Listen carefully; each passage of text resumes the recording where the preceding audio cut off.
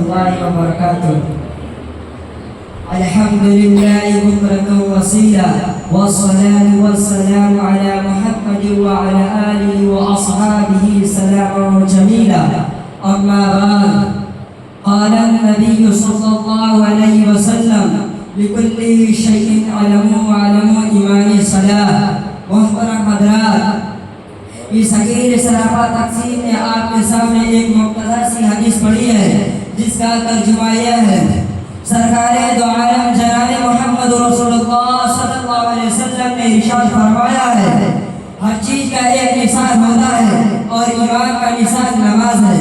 حضرات، دنیا میں بھانت بھانت کے لوگ اور قسم قسم کی پارٹیاں ہیں. کوئی عربی ہے تو کوئی ایرانی، کوئی فرانسیسی ہے تو کوئی جاپانی، کوئی چینی ہے تو کوئی ہندوستانی، کوئی افغانی ہے تو کوئی پاکستانی. اسی طرح آپ کے ملک میں مختلف سی پارٹی موجود ہے. کسی پارٹی کا نام کانگریس ہے تو کسی کا کمیونسٹ، کسی کا جنسب نام ہے تو کسی کا سوشلسٹ.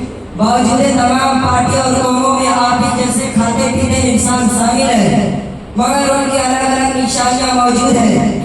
آپ ان نشانیوں کو دیکھ کر معلوم کر لیتے ہیں کہ فلاں کہاں کا رہنے والا ہے یا فلاں کس پارٹی سے تعلق رکھتا ہے. یا تو گفتگو ان چیزوں کے بارے میں جو ہمارے نگاہوں سے گزرتی ہے، وہاں کچھ چیز ایسے جو ہمارے آنکھوں سے دکھائی نہیں دیتی، مگر ان کے کچھ نشانات ہوتے ہیں جن سے ان کا وجود کا پتہ چل جاتا ہے.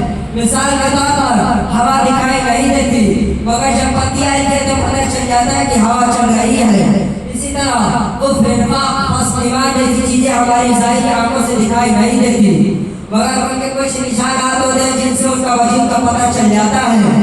مثال کے طور پر ہوا ایمان، فسق، ایمان جیسی چیزیں ہماری ظاہری آنکھوں سے دکھائی نہیں دیتی، مگر کچھ علامتیں ایسے ہیں جن سے ہم پہچان جاتے ہیں کہ کون مخلص ہے، کون منافق، کون مومن ہے اور کون فاسق. اس حدیث میں ایمانداری کی نشانی بتائی گئی ہے: وہ نماز پڑھتا ہو، روزہ چند مخلوق دین کے لیے، حج و زکات صرف دولت مند کے لیے. لیکن نماز ایک ایسی چیز ہے جو سال کے ہر دن میں غریب ہو یا امیر، دولت مند ہو یا فقیر، جاہل ہو یا عالم، سب پر فرض ہے. یہی کہا ہے کہ تاجدار مدینہ فخر رسول جناب محمد رسول اللہ صلی اللہ علیہ وسلم نے ارشاد فرمایا ہے: من ترک الصلاۃ متعمدا فقد کفر.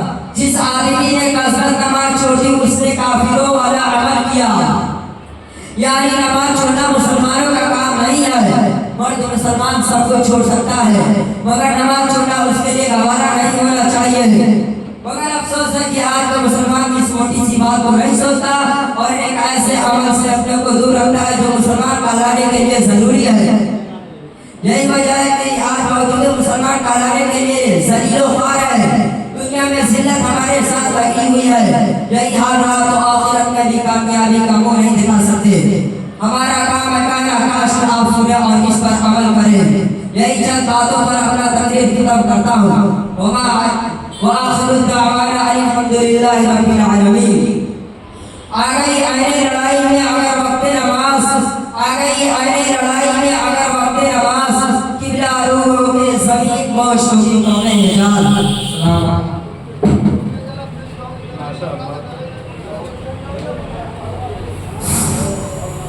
ماشاء اللہ، سبحان اللہ. یہ تو عزیز محمد علیہ السلام جو اپنی زوردار تقریر سے ہم تمام سامعین کو مصروف فرما رہے تھے. امی مجلس نے تھوڑی دیر ماحول پیدا کرنے کے لیے، نعت نبی پیش کرنے کے لیے حافظ محمد تنویر صلی اللہ علیہ وسلم کو مداوت سخن دے رہا ہوں. وائیں اور نعت